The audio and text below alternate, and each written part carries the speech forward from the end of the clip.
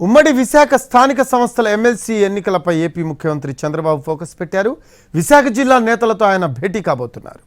అభ్యర్థి ఎవరు అనేది ఈ సమావేశంలో స్పష్టత వచ్చే అవకాశం ఉంది. మాజీ ఎమ్మెల్యే పీలా గోవింద్ పేరు దాదాపు ఖరారైనట్లు చెబుతున్నారు. ఇప్పటికే వైసీపీ తమ అభ్యర్థిగా బొత్సను ప్రకటించింది. దీంతో రేసు ఆసక్తిగా మారింది.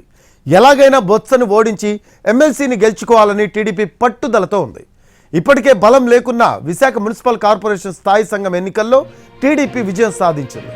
దీంతో ఎమ్మెల్సీ సీటు గెలుస్తామన్న ధీమాతో ఉంది. నిజానికి స్థానిక సంస్థల ఎన్నికల్లో వైసీపీకి బలం ఉంది. అయితే కొంతమంది ఇప్పటికే టీడీపీ తీర్థం పుచ్చుకున్నారు. త్వరలో మరికొందరు సైకిల్ ఎక్కుతారని ప్రచారం జరుగుతోంది.